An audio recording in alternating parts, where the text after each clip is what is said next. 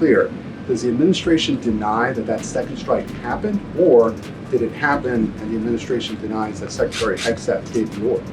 The latter is true, Abe. You said that the follow-up strike was lawful. What law is it that allows no survivors? The strike conducted on September 2nd was conducted in self-defense.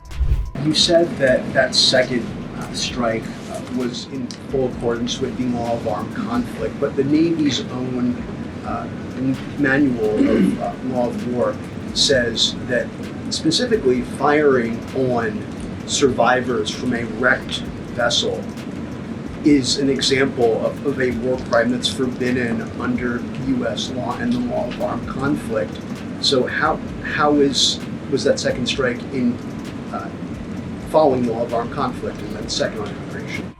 Regarding Venezuela, the president said yesterday that Secretary Hegseth had denied that second strike, the reported second strike on an alleged drug boat on September 2nd, the secretary said to the president that didn't happen. But to clarify, I just wanted you to clear this up. In his social media post, Secretary Hegseth didn't go into details about that strike. He just said U.S. operations in the area were lawful, and he said that the story and media reports were fabricated. So to be clear, does the administration deny that second strike happened, or did it happen and the administration denies that Secretary Hegseth gave the order? The latter is true, Abe, and I have a statement to read for you here. President Trump and Secretary Hegseth have made it clear that presidentially designated narco-terrorist groups are subject to lethal targeting in accordance with the laws of war. With respect to the strikes in question on September 2nd, Secretary Hegseth authorized Admiral Bradley to conduct these kinetic strikes. Admiral Bradley worked well within his authority and the law, directing the engagement to ensure the boat was destroyed and the threat to the United States of America was eliminated. And I would just add one more point to remind the American public why these lethal strikes are taking place. Because this administration has designated these narco-terrorists as foreign terrorist organizations. The president has a right to take them out if they are threatening the United States of America and if they are bringing illegal narcotics that are killing our citizens at a record rate, which is what they are doing. And under the previous administration, there was enough fentanyl trafficked into our country to kill every American man, woman, and child many times over. And so that's why you've seen a drastic difference in this administration's policy with respect to the last, and it's one of the many reasons the American public reelected this president and support this Secretary of War in conducting these strikes. So to be clear, to clarify, Admiral Bradley was the one who gave that order for a second strike. And he was well within his authority to do so. You said that the follow-up strike was lawful. What law is it that allows no survivors? The strike conducted on September 2nd was conducted in self-defense to protect Americans in vital United States interests. The strike was conducted in international waters and in accordance with the law of armed conflict. And then on this pardon for the Honduran president, does it at all undercut the administration's messaging while you have these congressional Republicans defending the strikes on the narco-terrorists and then a pardon for a convicted drug trafficker? Does that make it more difficult for your members to defend your administration's policy? I don't think so, Jackie. I think that President Trump has been quite clear in his defense of the United States homeland to stop these illegal narcotics from coming to our borders, whether that's by land or by sea. And he's also made it quite clear that he wants to correct the wrongs of the weaponized Justice Department under the previous administration. And Ouija, I'll call on you because I think we're wearing matching blazers today. I was going to Great minds. yours.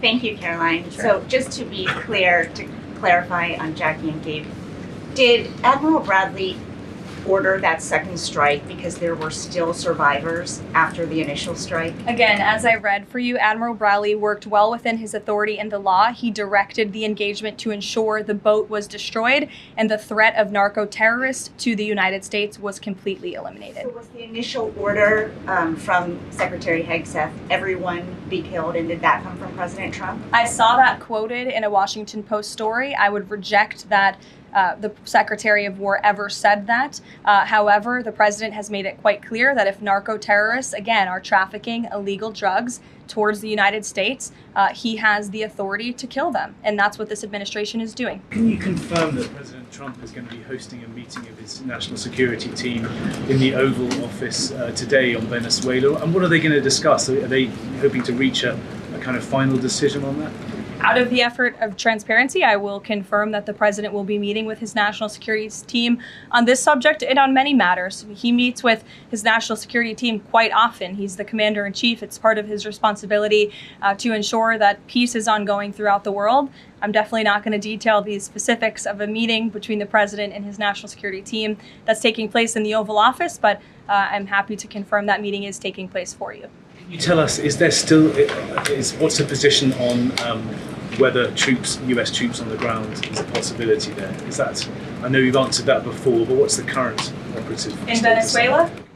I think my previous answer stands. There's many options at the president's disposal that are on the table, and I'll let him speak on those. In the interest of transparency, does the White House support releasing the Department of Defense's video of those September 2nd strikes on those military boats? And also, separate topic on presidential pardon power.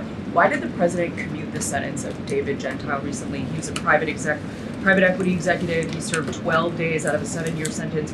Prosecutors said he defrauded $1.6 billion with thousands of victims, including veterans, farmers, teachers. Why was he pardoned? To your first question, that's definitely not a decision for me to make. I would defer you to the Department of War. It's also probably a decision for the president himself to make. As for your second question with respect to that pardon, he issued a commutation for Mr. Gentile, who's the former CEO and co-founder of GBP Capital Holdings. Unlike similar companies, GBP paid regular annualized distributions to its investors. In 2015, GBP disclosed to investors the possibility of using investor capital to pay some of these distributions rather than funding them from current operations. Even though this was disclosed to investors, the Biden Department of Justice claimed it was a Ponzi scheme. This claim was profoundly undercut by the fact that GBP had explicitly told investors what would happen. At trial, the government was unable to tie any supposedly fraudulent representations to Mr. Gentile. In short, again, this is another example that has been brought to the president's attention of a weaponization of justice from the previous administration, and therefore he signed this commutation. So say that these people were defrauded.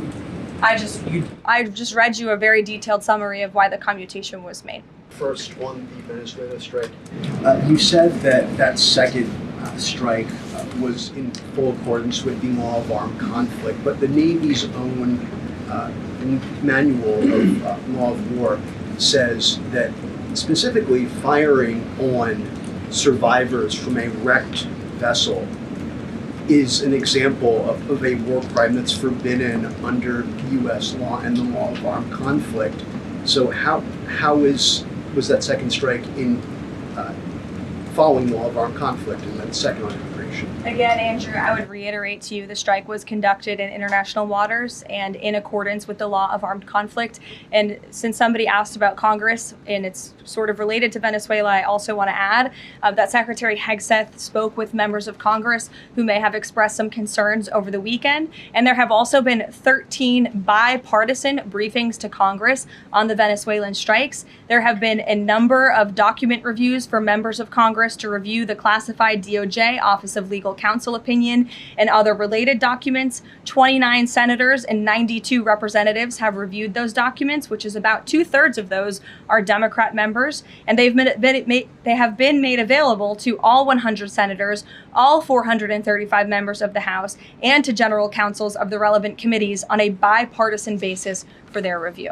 Just to follow back up on the Washington Post reporting, so much of the concern from Democrats and Republicans is focused on the survivors. Why won't the administration either confirm or deny or reveal whether or not there were survivors after that initial first strike? And what imminent threat would two survivors pose who were clinging presumably to the wreckage of that boat? Again, as I said, I think you guys are sort of not listening fully to the statement I've provided. Admiral Bradley worked well within his authority and the law, directing the engagement to ensure the boat was totally destroyed and the threat to the narco terrorists, to the United States, was eliminated. And for any further questions about his thinking, I would defer you to the Department of War. I obviously wasn't in the room for these strikes. Just to follow up, Caroline, just on the administration's policy when it comes to survivors, was there a change in policy after this strike on September 2nd? The Washington Post is reporting that these 2 survivors were killed after a second strike, but then in October, 2 people were rescued and returned to Colombia and Ecuador. So was there a decision that was made to handle survivors differently after these strikes? Not to my knowledge, no. Steve. The president confirmed that he spoke to the Venezuelan leader. Are you trying to negotiate his departure? Is there an asylum deal under work? President, as you know, last night on Air Force One, he said, I don't want to comment on that, but I did speak to him in the effort of transparency. So there you go. You got your confirmation. I'll let him speak further if he wishes to on the details of that conversation that took place.